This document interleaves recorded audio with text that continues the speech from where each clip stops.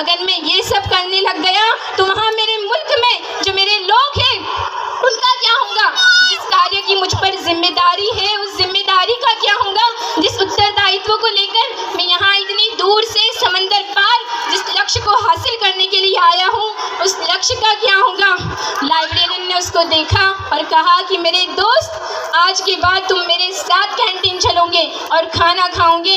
दोस्तों, वो नन्हा सा बालक, वो साधारण दिखने वाला बालक कोई और नहीं बल्कि असाधारण महामानव डॉक्टर भीमराव अंबेडकर थे, जिन्हें ये पता था कि मुझ पर कौन सी जिम्मेदारी है, मुझ पर कौन सा उत्तरदायित्व है और मुझे अपने उत्तरदायित्व को कैसे निभाना है। और उनकी इसी बात पे भी किसी ने क्या खूब कहा है कि तुम मुझे मेरे लक्ष्य से हटा दो, इतनी तुम्हारी औकात नहीं।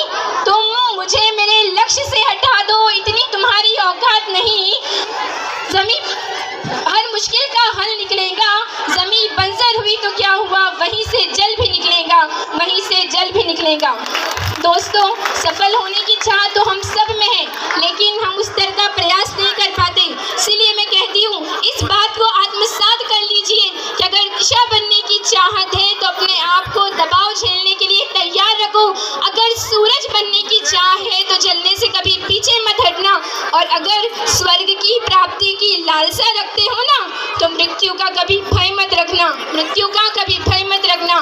पूरे अस्पृश्य सम्मेलन में 11 सितंबर 1938 को बाળકો को संबोधित करते हुए वे कहते हैं, डॉक्टर भीमराव अंबेडकर ये कहते हैं कि जिस पाठ्यक्रम को पूरा करने में विदेश गया था, उस पाठ्यक्रम को एक सामान्य विद्यार्थी को पूरा करने में 8 साल लग जाते हैं, लेकिन मैंने मात्र 2 साल और 3 महीने की अवधि में उस पाठ्यक्रम को पूरा किया, उसमें उत्तीर्ण हुआ और अव्वल दर्जे में आया, क्योंकि मैं जानता था कि मेरे पास दूसरा मौका नहीं है। और ये बात सर्वविदित है साथियों कि अंबेडकर साहब की जो लाइब्रेरी है वो कोई छोटी मोटी लाइब्रेरी नहीं है। जो उनका पर्सनल पुस्तकालय है उसमें 50,000 से 70,000 तक की किताबें हैं।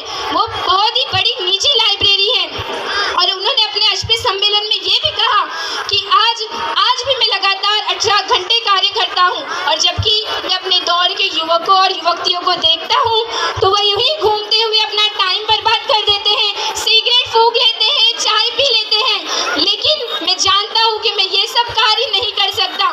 इसीलिए आज भी मेरी एफिशिएंसी, आज भी उनकी एफिशिएंसी जब वो 40 वर्ष के ऊपर थे तब भी उनसे ज़्यादा है। इसीलिए मैं कहती हूँ साथियों कि इस बात को याद रखिए कि ये सोशल मीडिया, ये जितने भी अवरोध, डिस्ट्रैक्शन है, ये आपको अदाकार तो बना सकते हैं, लेकिन अंबेडकर बनने के लिए किताबों से प्यार करना होगा, लेकिन अंबेडकर बनने के लिए किताबों से प्यार करना होगा। अंबेडकर बनने के लिए अपने अंदर की जुनून की चिंगारी को मशाल में तब्दील करना होगा। अंबेडकर बनने के लिए ये जानना होगा कि हमारे कंधों पर जिम्मेदारी क्या है। आशा है मेहनत के दम पर काबिल बनना। गौर फरमाए, अंबेडकर साहब के सम्मान में लिखी है कि आशा है मेहनत के दम पर काबिल बनना, मुश्किल है ऐसा बनना जिसके जैसा कोई और ना हो, जिसके जैसा कोई और ना हो।